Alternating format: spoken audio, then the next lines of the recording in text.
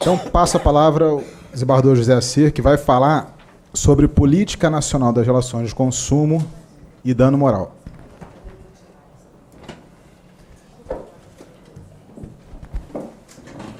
Bom, gente,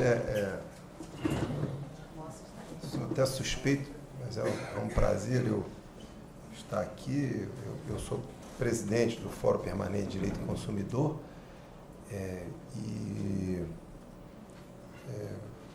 o evento, né, na verdade, o Fórum, né, também é realizador desse evento. Ontem nós tivemos a oportunidade de também realizar um evento dessa natureza. Estou vendo que existem algumas pessoas presentes que também se encontravam aqui. Foi um evento muito bacana também pelo Fórum. Apanhei um pouquinho da minha coordenadora, que ela falou que eu estava competindo comigo mesmo, né? Que na verdade havia 2 eventos seguidos do Fórum. Mas é um prazer enorme. Vocês podem ter certeza que dos palestrantes, do nosso coordenador, de todos aqui, eu sou o mais preguiçoso, né? Isso eu não tenho dúvida nenhuma. E eu fico feliz demais de ver, né, ouvir o Marquinhos. Eu tive o prazer de ser professor do Marquinhos e do Fábio. Eles tiveram o azar, mas eu tive um prazer muito grande e todos 2 foram alunos muito amigos. Eu falo que os meus alunos daquela época, né, eram meus amigos, porque eu saía, jogava bola, a gente fazia bebia muita cerveja, era uma situação. Hoje eu tenho diversos alunos, assim, mas a gente acaba não tendo tanto contato quanto nós tínhamos. E, na verdade, nós crescemos juntos, né?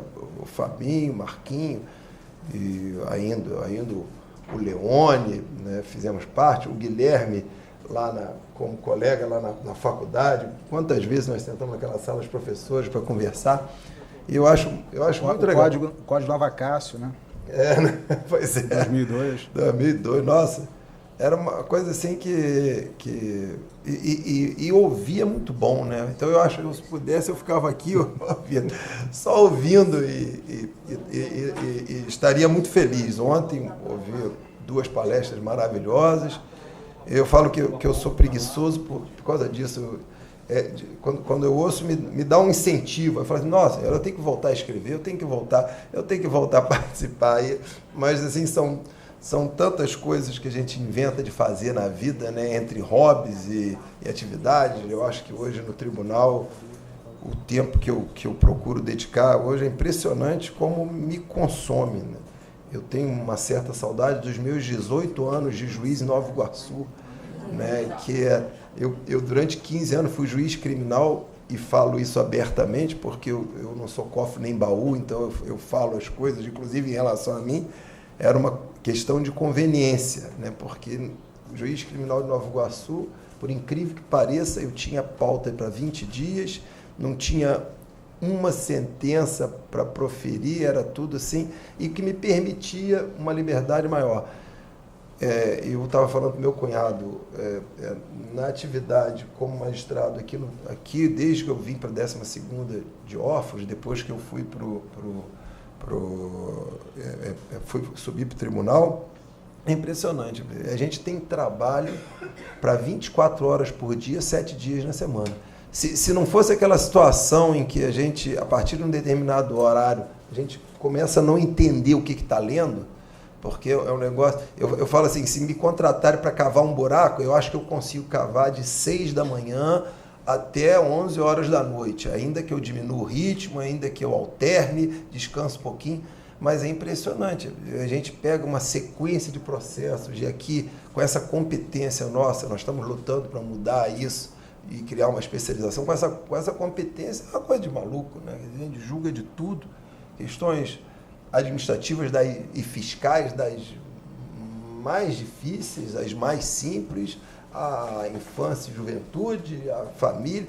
É um negócio de louco, né? Eu sou um crítico ferrenho do tribunal, falo que nós estamos atrasados demais e critico muito isso. E acaba que essa paixão acadêmica, ela acaba ficando um pouquinho, né, pressionada pela responsabilidade. Hoje eu tenho exceção, eu estou relativamente tranquilo, eu vou forçar a barra aqui porque eu adoro esse palestrante, que é um amigo, é um camarada de uma ética, uma dedicação acadêmica fantástica, e eu vou fazer de tudo para ficar até o final, né? Porque, na verdade, eu me antecipei, consegui votar tudo, acho que eu tirei todas as minhas dúvidas, mas é terrível, quando chega na hora do julgamento, sempre tem algum detalhe, né? Mas eu vou fazer de tudo, Guilherme, porque vai ser um prazer muito grande, e está sendo um prazer muito grande para mim estar aqui. A gente vai falar de política, eu vou aproveitar a fala da presidente do IAB, até para fazer essa referência inicial. O movimento consumerista, ele de uma certa forma, é claro que é um pouco bem mais atrasado, mas ele começa num momento muito próximo da evolução do direito do trabalho e da evolução da responsabilidade civil, e pelo reconhecimento justamente dessa linha da vulnerabilidade, né? Eu já fiz esse paralelo algumas vezes, né? Eu partindo para a França, uma das bandeiras. A França, ela a partir da Revolução Francesa, instituiu o liberalismo, né, de uma forma mais pura que se pretendia, o que foi, na verdade, catastrófico.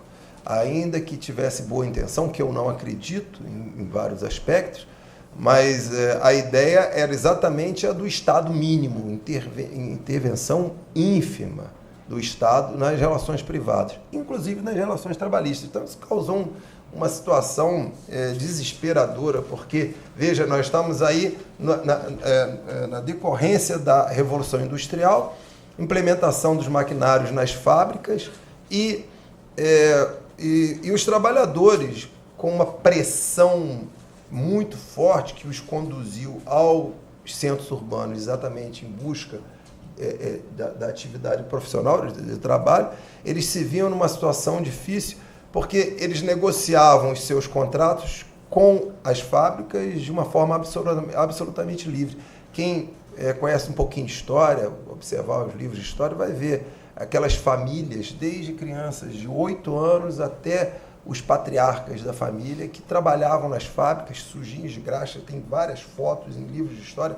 Meu pai era historiador, tinha 20 e poucos livros publicados nessa área, e tem uma biblioteca fantástica, eu tive um acesso, e as pessoas trabalhavam, e era uma situação complicada, uma jornada de trabalho absurda, um salário ínfimo, né, condições de trabalho péssimas, não havia repouso remunerado. Por quê? Porque havia uma imposição simples, de alguém que se encontrava numa posição de absoluta superioridade econômica e social e de formação em relação ao empregado. Tá? E paralelamente a isso, a questão da responsabilidade civil subjetiva, instituída de uma forma muito clara no artigo 1382 do Código Civil de 1804, na França, e os problemas da responsabilidade civil que ocorreram exatamente em razão da utilização do maquinário, acidentes terríveis com os quais as pessoas não estavam acostumadas, porque os acidentes antigamente era bater, era o ferreiro que batia com o martelo no dedo, mas assim, um acidente com uma máquina, uma caldeira que explodia, que matava 7, queimava mais 3 de uma forma grave e causava outras lesões, vocês não estavam acostumados. Então, de repente, surge um movimento para modificação daquele aspecto subjetivista em relação a determinadas circunstâncias, com movimentos iniciais em relação à ideia da teoria do risco, responsabilidade civil objetiva. E ainda, em razão, e vejo que tudo muito é decorrente de um fato histórico fundamental, que foi a Revolução Industrial. A implementação dos maquinários nas fábricas, um aumento vertiginoso da produção e o desenvolvimento do comércio. E começam a surgir os primeiros problemas mais graves no setor consumerista. A tutela do consumidor, gente, é antiga demais. Eu pego o Código de Hammurabi aqui e leio vários dispositivos voltados para a tutela do consumidor. Eu pego o direito pretoriano, o jus praetorium no direito romano, então, nossa senhora, muitos preceitos. Pego a lei das 12 tábuas, pego o Código de Manu, lei de Ur-Nammu. A defesa do consumidor existe há muito tempo, só que era uma defesa baseada no direito obrigacional. Foi exatamente no final, na segunda metade do século XIX, que essa questão, com o propósito de movimento consumerista, com a preocupação efetiva com a situação do consumidor em uma realidade absolutamente distinta, que aparece. E aí a gente verifica 3 vieses distintos em aplicação do direito, que seriam todos baseados na ideia da vulnerabilidade e com uma proposta de percepção de um princípio que nós falamos com a maior frequência, que é o princípio da dignidade da pessoa humana. Então, de repente, aquela questão que era observada sob o prisma econômico, porque havia uma preocupação enorme com a questão da evolução econômica. Ora, nós estamos desenvolvendo, os fins justificam os meios. Quando Georges Herpé escreveu, um dos trabalhos dele, ele fala assim, interessante, quantas vidas valem 1 quilômetro de estrada de ferro?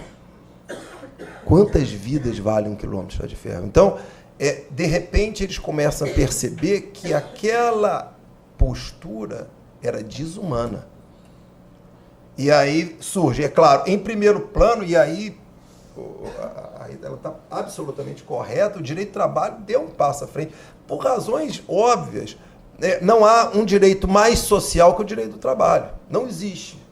Não tem. Então, é claro que eles estiveram à frente. Enquanto nós estávamos discutindo aqui a ideia da boa-fé objetiva de uma forma muito limitada, a partir de 1990, com o Código de Defesa do Consumidor, e já de uma forma mais efetiva em 2002, com o Código Civil de 2002, entrando em vigor em 2003, a análise da ideia da boa-fé objetiva no direito do trabalho já estava... Então, ela falou para mim, não, nós estão mesmo, e é verdade. Os civilistas aqui parecia que a boa-fé objetiva era... Porque a grande realidade é que nós estamos atrasados demais. Se nós não tivermos essa humildade de identificar o nível de atraso que nós estamos em todos os setores, inclusive no direito, nós vamos ter uma dificuldade ainda maior de evoluir. Então, essa percepção é extremamente importante. Então, isso aconteceu em razão da vulnerabilidade. Veja, eu falei de 3 pontos. Primeiro, o direito do trabalho, o reconhecimento da vulnerabilidade, inclusive na França, 1898, se não me engano, é instituída a responsabilidade civil objetiva, a teoria do risco, em virtude dos acidentes de trabalho, 1898, precisamente. Um ano após a publicação dos artigos do Salés e do Josserand, em 1897, o movimento consumerista se desenvolve principalmente na América, e uma preocupação com essa questão já do marketing de uma forma muito limitada, mas presente essa questão do marketing, a concentração do crédito e a colocação de produtos, especialmente de produtos no mercado de consumo, de uma forma mais volumosa, o que acaba resultando em problemas de outra ordem. E a responsabilidade civil, que é aí o momento de aprimorar a ideia da teoria do risco, que é mais antiga do que isso. Na verdade, a teoria do risco ela já estava lá no Código do Ferro, na Lei do Ferro-Carril de 1871 na Alemanha. Ela já tinha sido submetida a uma apreciação interessante, no caso Highlands versus Fletcher, na Inglaterra, 1865, e ainda em situações anteriores, mas ela se aprimora a partir do final do século XIX, aí entrando no início do século XX, causando uma perplexidade. Essa perplexidade que o Marquinhos fala, e eu vou manter essa informalidade, que ela é boa demais, né? Falar do Fabinho, do Marquinhos, do Vitinho, pô, mas isso é bom demais. Então, em relação aos dois, eu tenho uma boa legitimidade até para falar dessa maneira, mas essa perplexidade que o Marquinhos fala aqui, ela ocorre na França. Na verdade, ele até mencionou, eu sou um mero repetidor. Uma vez falar assim, não, o Zé Assi tem essa tese. Pô, quem dera tiver essa tese. Esses caras falaram nisso há cento e tantos anos atrás, nós estamos discutindo agora. Se vocês forem ler algumas decisões da Corte de Cassação de 1810, vocês ficam assim, ó. Ué, e a gente ainda não chegou nesse nível, gente. Com todo respeito ao STJ, mas a diferença é muito grande. Absurdamente grande. Ainda bem que não tem nenhum ministro do STJ aqui, porque eu não me negaria a falar a mesma coisa. O Fabinho me conhece, sabe que eu falaria a mesma coisa. Nós estamos muito longe. E estamos distantes exatamente em razão da falta de humildade, né? Porque você tem que ter humildade, olhar e falar, caramba, vamos correr atrás desse prejuízo aí, porque está difícil. Está difícil. Nós estamos discutindo questões que foram muito bem debatidas em um nível altíssimo no final do século XIX.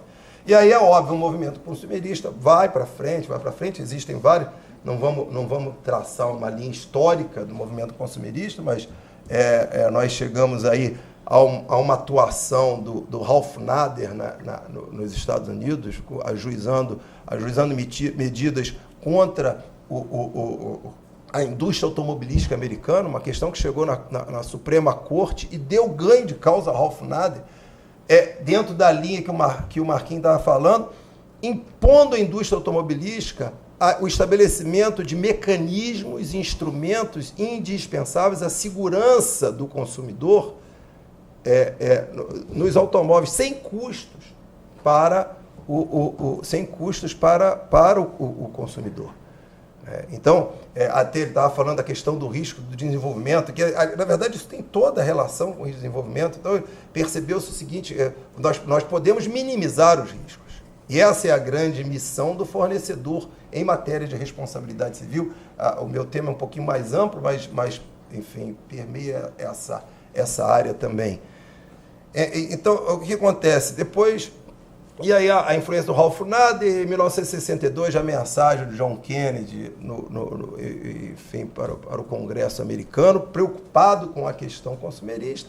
E aí vem a influência da ONU, chegando aí a resolução de 1985, a resolução, não é 48, 1988, já nem me lembro o número da resolução, mas foi o que influenciou a tutela consumerista no direito brasileiro, porque a proposta colocada na ONU foi de conduzir os países membros a adotarem uma legislação mais adequada para fins de tutela do consumidor. Isso aconteceu no momento próximo à nossa Constituinte. E aí que houve a elaboração, houve a inserção de preceitos, como o artigo 5º, inciso 32, o inciso 5º do artigo 70, o artigo 5º, inciso 32, entra aí como um direito fundamental, a cláusula pétrea, aqui o Marquinhos se referiu, o inciso 5, a proteção do consumidor como princípio da política econômica na ordem constitucional, e com todo respeito ao Marquinhos, a importância também do artigo 48, que não foi apenas momentânea, ela é importante hoje, porque veja bem, nós temos o Código de Defesa do Consumidor, a Lei 8.078,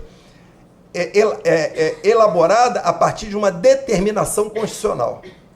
Então, esse viés constitucional, ele é extremamente importante para você trabalhar em cima, para você buscar evitar um retrocesso, que é perfeitamente possível. Porque eu costumo dizer que o Congresso dormiu quando da aprovação do Código de Defesa do Consumidor. Nós tivemos uma comissão fantástica, o código foi elaborado por uma comissão fantástica, elaborou o Código de Defesa do Consumidor para o Brasil. Quando a doutora Rita falou aqui que é um código psicológico, ele é sem dúvida, mas não apenas. E aí a gente já pode começar a falar exatamente da ideia da Política Nacional das Relações de Consumo. Gente, o nosso código podia ter tranquilamente apenas os 5 primeiros artigos. Tranquilamente. E seria um código maravilhoso. Primeiro, tratando propriamente, fazendo referência à base constitucional, porque nós, embora não tenha sido ideal, a Constituição podia ter dedicado um capítulo apenas à tutela do consumidor. Nós teríamos mais tranquilidade para dizer assim, existe um sistema constitucional de proteção ao consumidor. E exatamente nesse propósito de evitar retrocessos em legislações que pudessem modificar, alterar, minimizar ou mitigar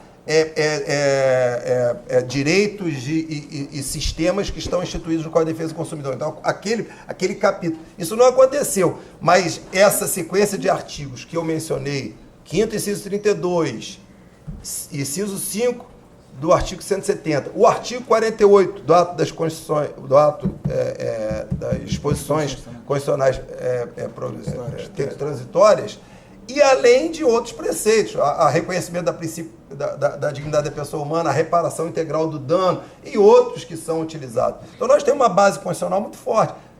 O ideal era um capítulo, mas nós temos uma base constitucional muito forte de defesa do consumidor.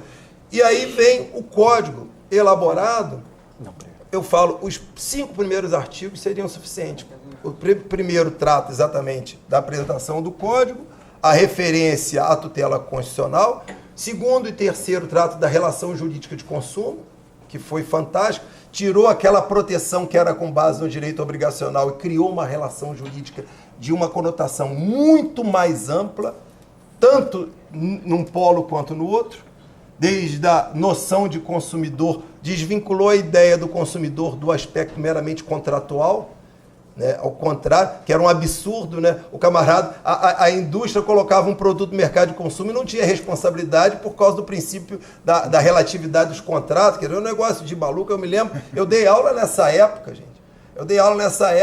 E eu vi a jurisprudência e falei assim, gente, isso é uma loucura. Eu era novinho, mas que loucura isso, né? Então, foi um alento o Código de Defesa do Consumidor e depois o Código Civil. Na verdade, houve um avanço fantástico em relação a isso. Então, nós tivemos aí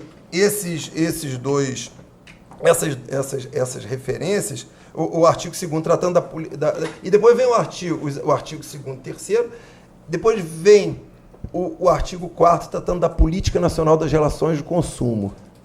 A Política Nacional das Relações de Consumo, gente, eu adoro essa expressão, é uma expressão da lei. Quando a gente fala em princípios, os livros falam em princípios do direito do consumidor, princípios do consumidor, eu gosto de falar dos princípios da Política Nacional das Relações de Consumo. Existe uma Política Nacional das Relações de Consumo e a gente tem que observar. A maior dificuldade do direito do consumidor, gente, não é conhecer a lei nem nada disso, não. É a gente amadurecer a tutela consumerista. Tendo em vista vários aspectos que o Fabinho colocou aqui, né, que estão inseridos dentro dessa proposta. Então, se a gente conseguir, eu observo isso, inclusive em relação aos meus colegas na hora de julgar, fiz parte lá de uma das câmaras especializadas de direito do consumidor, quando ela existia, infelizmente não existe mais, havia vários colegas que não eram da área, e eu observava assim, na hora de julgar, a percepção, o amadurecimento e a compreensão da tutela consumerista faltava. E aí, o cara não é por nada, é que nós somos terríveis, nós temos dificuldade de modificar conceitos, valores, preconceitos, nós somos assim. Gente, isso até foi amenizado aí, mas é bem da área do Guilherme. O camarada quando ele se incomoda com a atualização do sistema operacional do telefone dele. Pô, eu atualizei, mas vou te falar, o outro era bem melhor, né? Aqui, quando tem o novo Windows, caramba, eu queria o anterior. E você demora, aí você leva 3, 4 meses para ver. Não, realmente isso é melhor. Porque nós somos assim. Nós somos resistentes às mudanças. Isso é da natureza humana.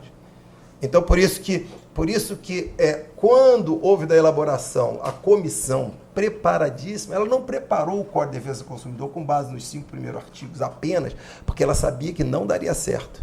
Porque íamos nos deparar e aí já entrando na nossa questão, eles vão se deparar com uma comunidade consumidora despreparada, com um Estado despreparado, com profissionais do direito despreparados, né, totalmente despreparados, e vinculados a valores que já não condizem com a realidade contemporânea, mas que iam lutar, e lutam até hoje.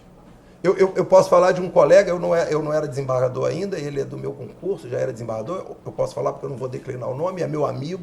Uma vez eu comentei com ele, falei, pô, fulano, eu vi uma decisão sua de consumidor, cara, pô, não é isso aqui. Falei para ele, a gente se encontrou, e ele falou para mim assim, Zé, eu falei por quê? Ele falou assim, Zé, eu vou ser sincero contigo, eu aprendi, cresci, e eu não consigo me desvincular daqueles princípios clássicos do Código Civil de 16, aqueles princípios contratuais.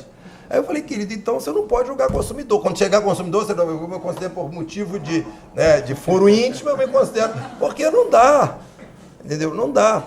Mas nós somos assim, e isso acontece até hoje.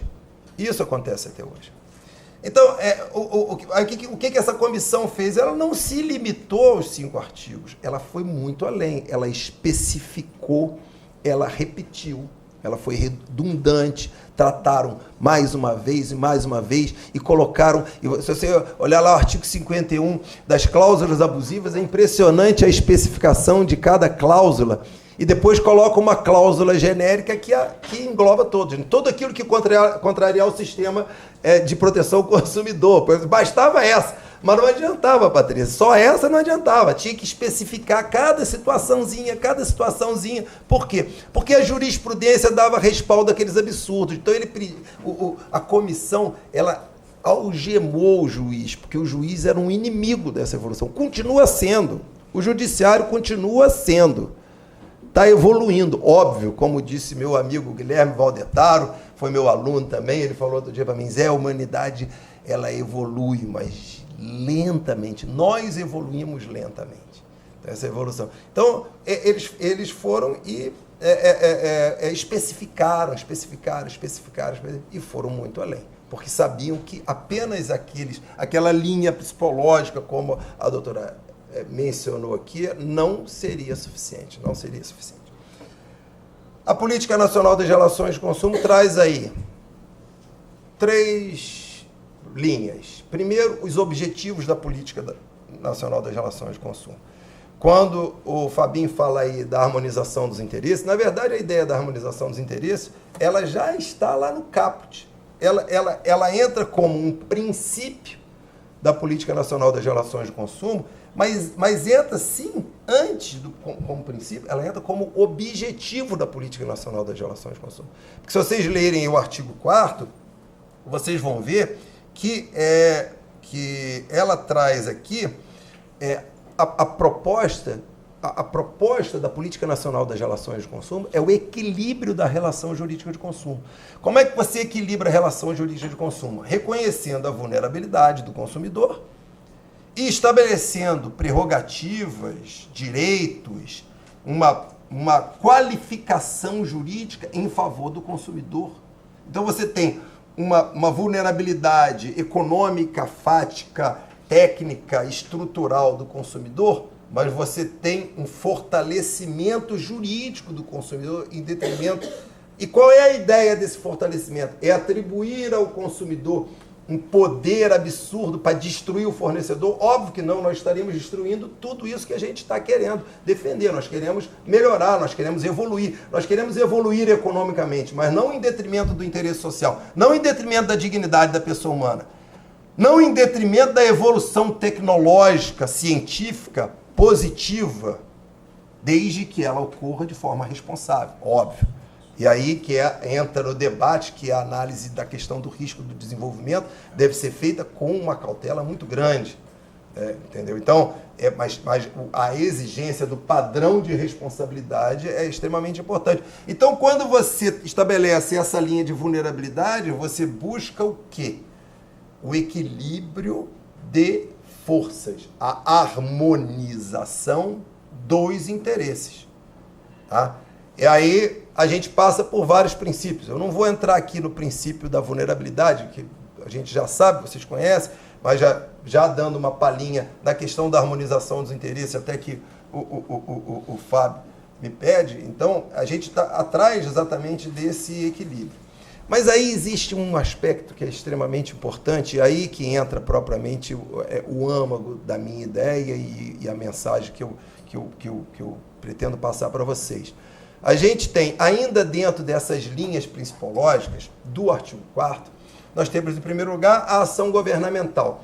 A ação governamental, o princípio da ação governamental, que está instituído aí no inciso 2 do artigo 4º, e aí a ação direta do governo, a ação pelo incentivo da criação das associações, enfim, a ação pelo trabalho de fiscalização efetivo. Essa ação governamental, esse princípio, ele é fundamental. Ontem nós estávamos falando da judicialização, mas, na verdade, se o princípio da ação governamental fosse efetivamente cumprido, nós teríamos uma redução fantástica da judicialização, porque eu canso de dizer isso, e muitos colegas eles não aceitam ou não entendem, eu posso até estar errado, mas não acredito, mas o consumidor não quer judicializar, não. O consumidor, ele quer a prestação adequada de serviço. O consumidor, ele quer se ver qualificado, quer o respeito à sua dignidade, ele quer que sejam atendidos os objetivos instituídos no artigo 4º caput do Código de Defesa do Consumidor.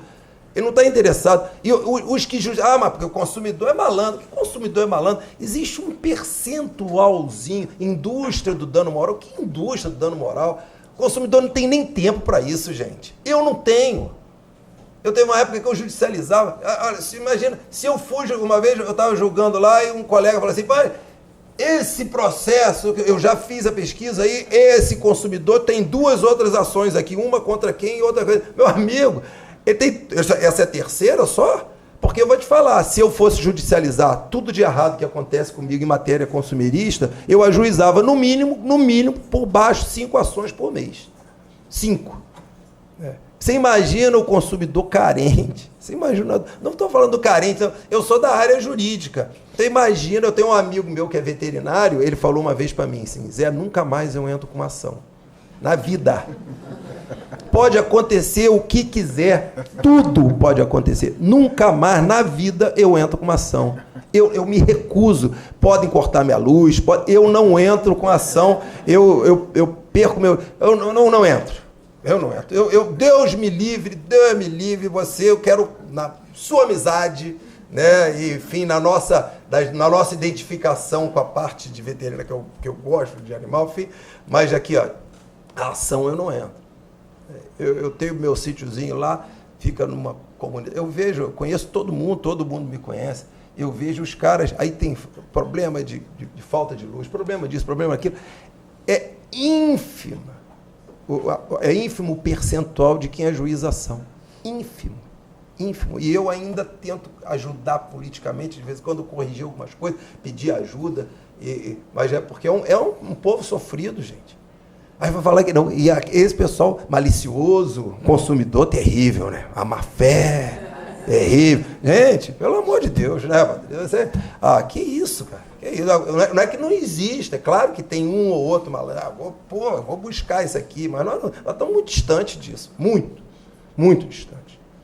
Então, vejam bem, a ação governamental é fundamental. Ela existe no Brasil? Existe. Limitadíssima. Aqui, inclusive, esse princípio da ação governamental, ele é determinante na identificação de que nós não estamos naquela proposta liberalista da Revolução Francesa.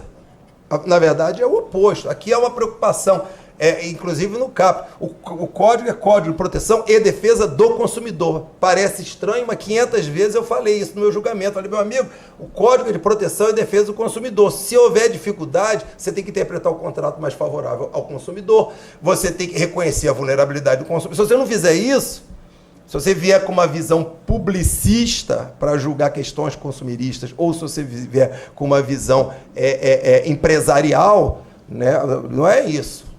A gente leva em consideração todos os aspectos, mas tem que ser com muito cuidado. Então, a ação governamental é determinante. Ela existe? Não. Aí a gente vai para as agências reguladoras, nós vamos para a atuação efetiva do Estado, que é absolutamente insuficiente. Nós estamos muito, muito, muito distantes. Muito. Muito distante. E aí, o que falta, o que resulta para o consumidor? Qual é a saída que ele tem? Judicializar. Nós precisaríamos contribuir com o ajuizamento das ações coletivas, mas, na verdade, no fundo, a proposta ela é de você prevenir, evitar o problema. Você imagina o consumidor. Então, eu falo isso, todos nós aqui temos problemas com telefonia móvel, temos problemas com TV a cabo, temos problemas com plano de saúde, mas nenhum de nós quer acabar com os planos de saúde, nós queremos que aquilo funcione. E, para isso, depende da ação governamental. Além disso, e aí eu vou tecer alguns princípios, senão eu atrapalho o Guilherme e também não consigo ficar, né? Mas, além disso, nós temos um outro princípio que normalmente a doutrina chama de princípio da educação, ou usam outras. Eu gosto do princípio da conscientização. Até porque o princípio da conscientização, eu diria que é um princípio constitucional. Ele entra em diversas esferas. Hoje nós temos problemas ambientais seríssimos por falta de conscientização ambiental. Então, o princípio da conscientização, ele engloba tanto o fornecedor quanto o consumidor. Vou começar falando do consumidor. É um grande problema. Ontem até eu fiz esse comentário aqui, vou repetir hoje, né? Eu escutei uma vez num evento e conversando com um profissional da nossa área, mas, na verdade, de um outro país, e a discussão a respeito da questão consumerista, e ele chega para mim e fala assim: o Código de Defesa de vocês realmente é maravilhoso. E eu falei, tá aí entre os 3 melhores do mundo, fácil. Aí ele fala para mim: pois é, o meu país não precisa de Código de Defesa do Consumidor. Não precisa de Código de Defesa do Consumidor. Nós precisamos. Nós estamos muito distantes, gente. Nós estamos muito distantes. Por quê?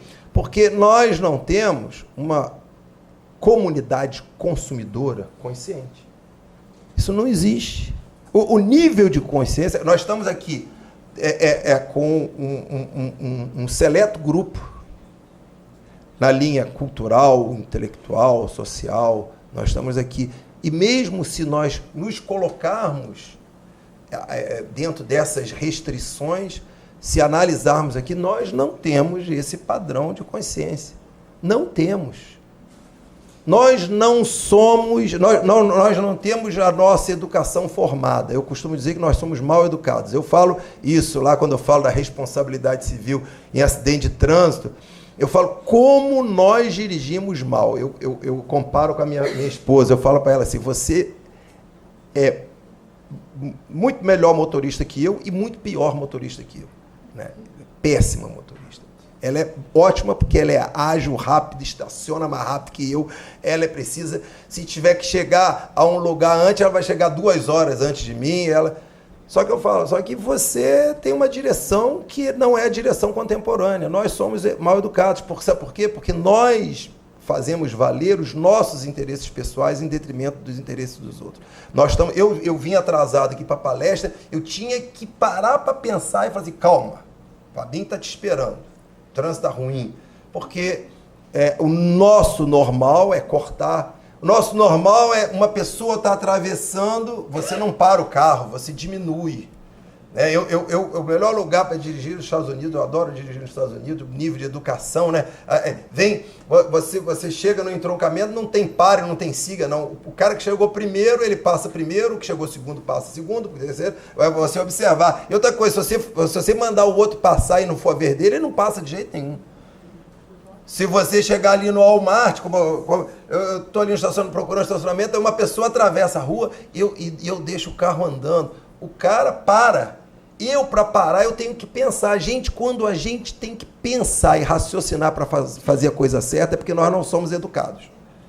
Porque o nível de conscientização e de educação nos conduz a fazer a coisa certa automaticamente. E nós raciocinamos, e nós pensamos. Então, nós não temos uma comunidade consumidora consciente, porque a comunidade consumidora consciente, gente, ela, por si só, direciona todo o mercado. Ela conduz o mercado a uma circunstância fácil. O fornecedor é escravo de uma comunidade consumidora consciente. Então, a gente pode falar da consciência da comunidade consumidora em vários aspectos. A gente começa do aspecto mais simples, que é o valor. Eu dou sempre o exemplo, estou furioso com esse exemplo, porque é o exemplo da água de coco. Eu dou esse exemplo quando eu falo disso, é a aguinha de coco lá que eu compro quando eu acabo de correr. Ela era R$5, o cara uma vez subiu para R$6, eu fui comprar.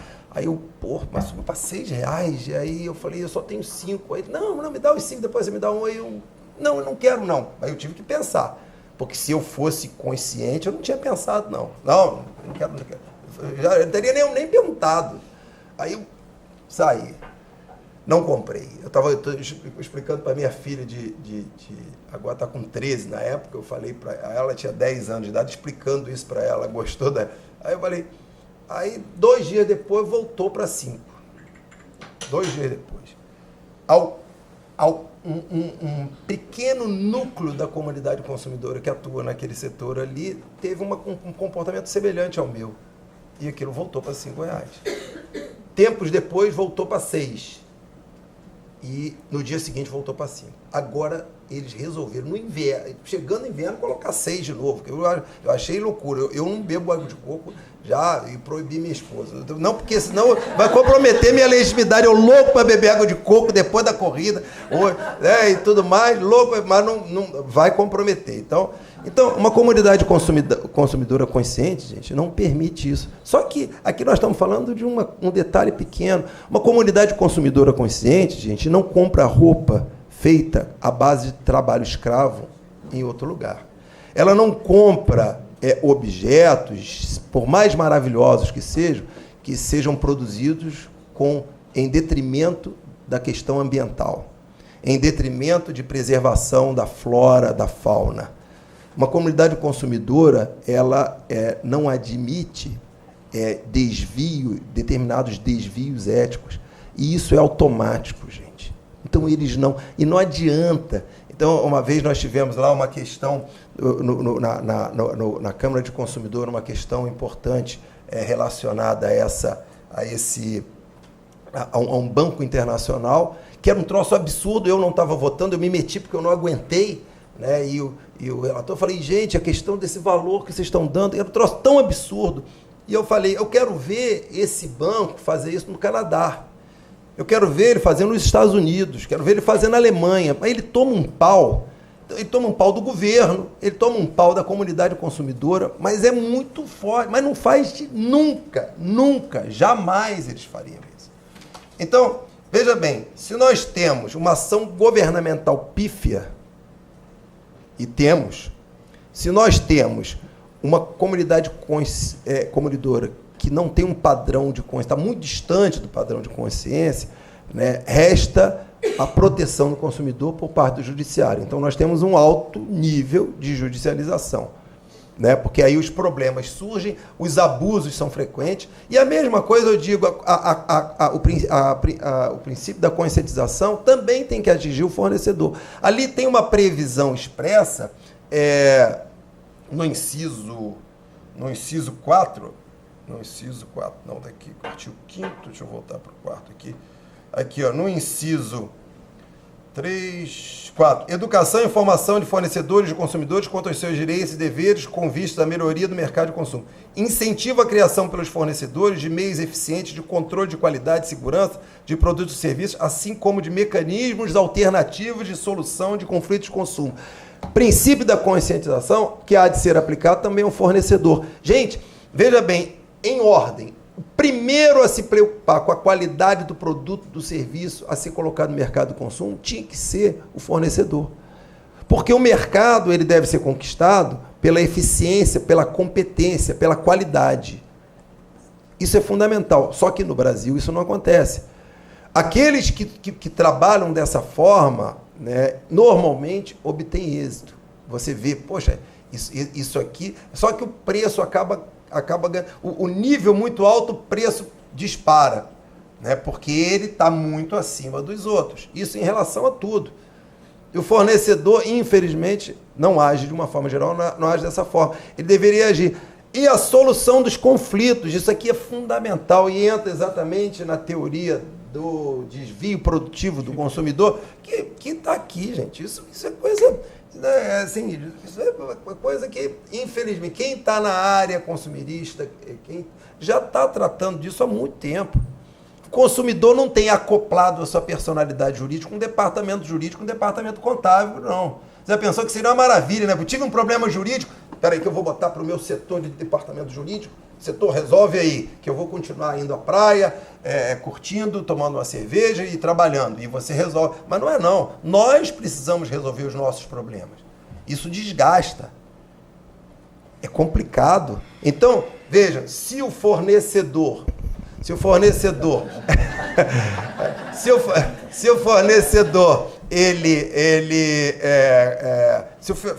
desenvolver o seu trabalho adequadamente, no sentido de inclusive solucionar, vocês param para pensar, o negócio chega a ser ridículo, e é impressionante isso. Eu vou ter um caso desse hoje na sessão.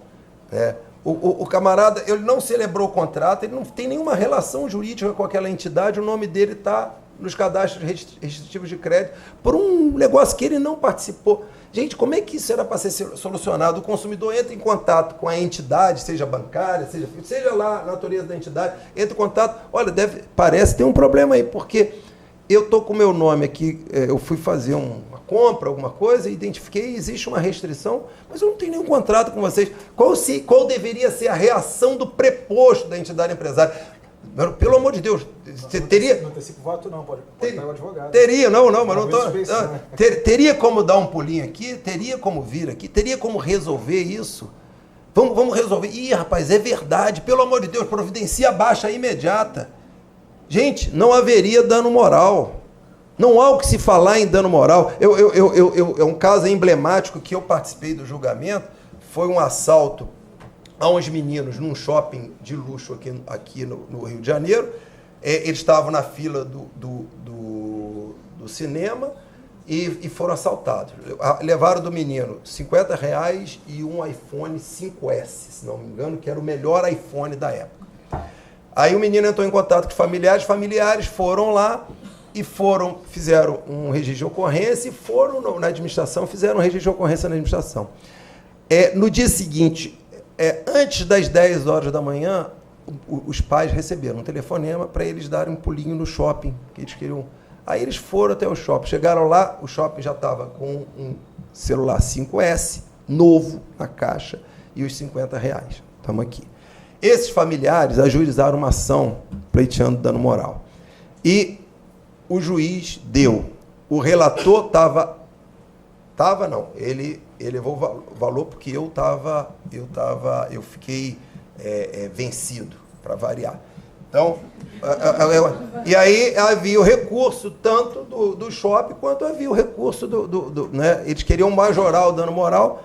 E eu votei, eu falei, gente, isso é uma loucura. O advogado estava lá, tinha sustentado muito bem, excelente advogado. Eu falei assim, a primeira coisa que o advogado vai fazer quando sair daqui, se nós condenarmos, ele vai sair daqui e vai falar para o shopping, a administração, nunca mais façam isso.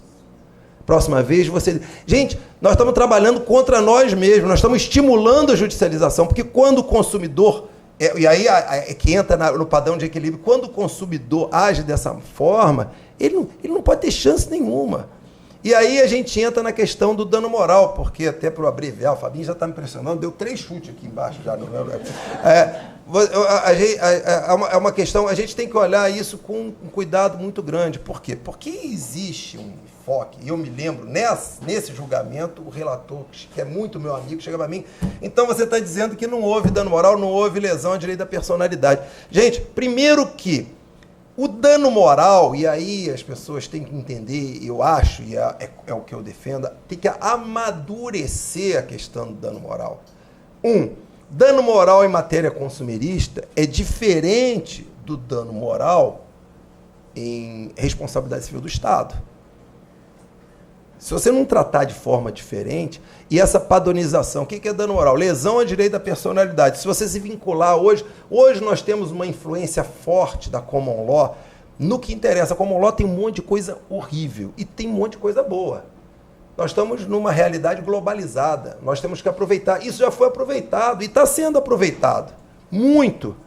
A influência, na verdade, esse avanço mencionado pelo Marquinho do Código Civil de 2002 foi proporcionado pelo Agostinho Alvim, que é um estudioso do direito comparado. Se vocês lerem os livros do Agostinho Alvim, 1930, ele escreveu em 1930, ele estava muito à frente. Por quê? Porque era um estudioso do direito comparado, ele não estava atrelado ao atraso do direito brasileiro e o nosso Código Civil de 16.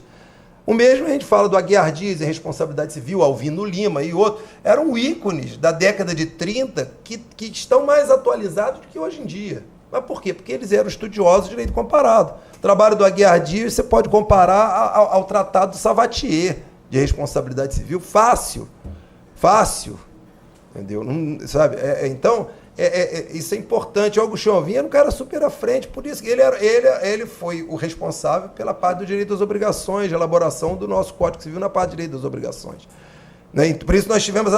E aproveitou, e o Código de Defesa do Consumidor trouxe vários aspectos, e aí a gente entra no âmbito do punitive damage, né, que é exatamente esse viés punitivo pedagógico que a gente menciona, que ele é fundamental. E eu sustento, porque o artigo 5º fala dos instrumentos da Política Nacional das Relações de Consumo, que seria, primeiro, a questão, fala da especialização, que é fundamental, fala da ampliação do acesso à justiça, especialmente ao consumidor carente, mas fica claro que não são apenas aqueles instrumentos. Eu sustento o viés punitivo pedagógico do dano moral como um dos instrumentos da Política Nacional das Relações de Consumo, com vistas a alcançar os objetivos instituídos no artigo 4º caput.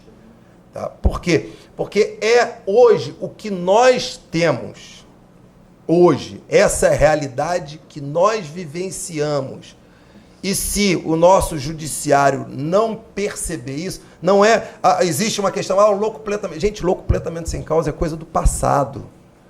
Se você analisa, claro, sob esse aspecto, né, mas de via de regra em matéria de responsabilidade civil. Hoje a gente analisa o viés compensatório do dano moral, que você pode falar em dignidade da pessoa humana. Você pode falar em dignidade da pessoa humana também no viés punitivo, porque, na verdade, a ideia é que, dali para frente, aquilo melhore. Mas não com conceito engessado de dano moral. Né? E aí, eu estava conversando com o Fabinho, ele estava me falando a questão do interesse. Eu falei, não, eu posso continuar, só que nós temos uma flexibilização. Entendeu? Você, da forma que você está julgando, você está negando o conceito do dano moral. Eu falei, não estou negando, não. Acontece que a ideia do dano moral, ela está inserida dentro de um contexto do microsistema de defesa do consumidor. E se nós não interpretarmos em função disso, e com as propostas e com os objetivos que estão ali instituídos, nós estamos perdidos. O código não chega a lugar nenhum.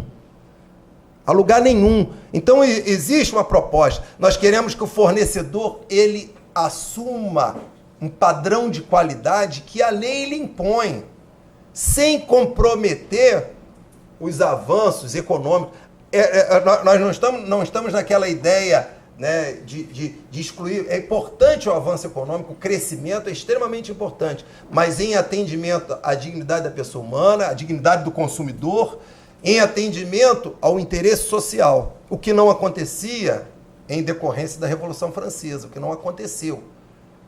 Só avanço econômico. Os fins não justificam os meios, não.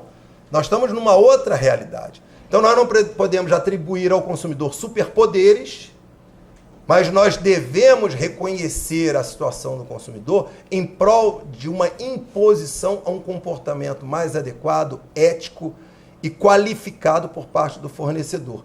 E hoje é o viés punitivo pedagógico e o redimensionamento da ideia do que é o dano moral em matéria consumerista, especificamente em matéria consumerista, tem que ser feito. Se nós ficarmos com essa ideia, com essa discussãozinha, com todo o respeito acadêmico de, não, imagina a dignidade da pessoa humana, você pode até trabalhar na dignidade da pessoa humana, mas existem aspectos muito mais práticos, muito relevantes demais, que nós devemos levar em consideração para atingir aqueles objetivos instituídos no caput do artigo 4º. Obrigado, gente.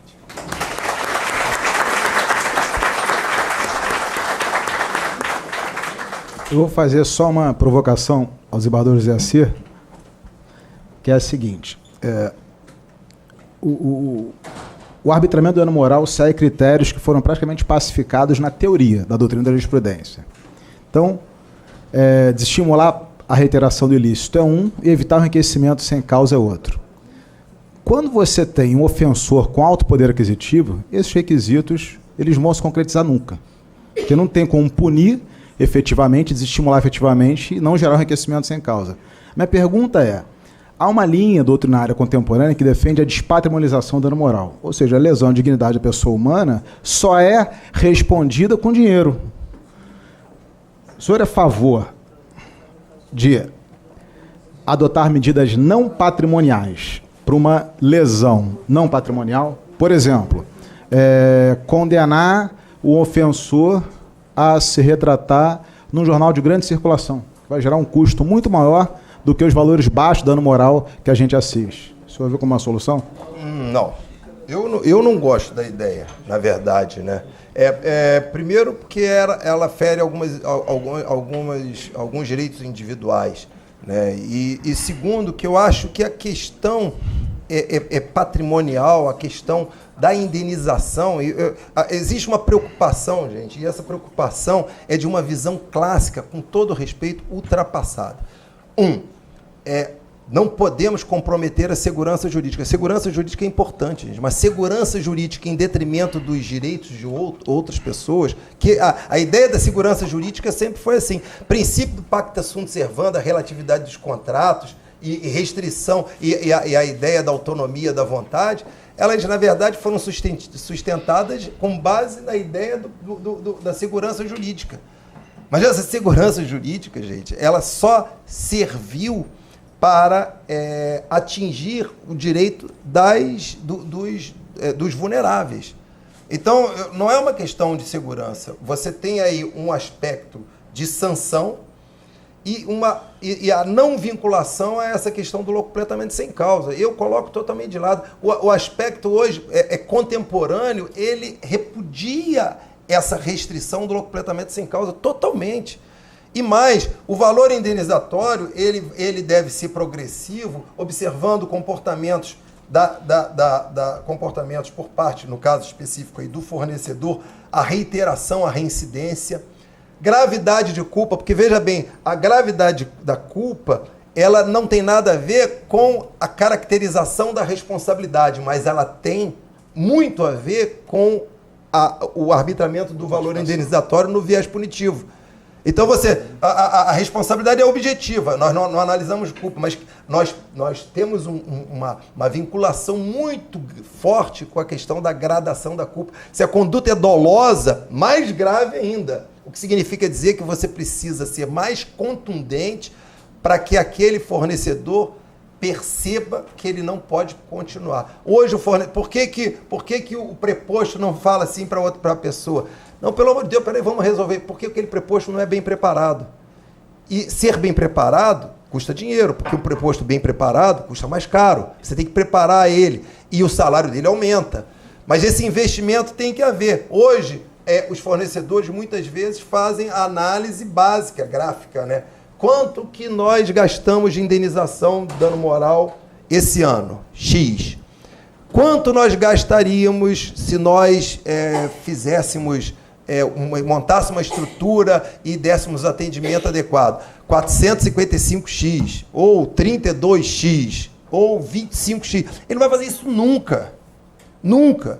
Por quê? Porque o Estado não impõe esse comportamento, porque ele não está consciente, porque a comunidade consumidora não assume uma postura que faça com que ele seja obrigado a agir dessa maneira, só resta o quê? Só resta o ajuizamento da ação.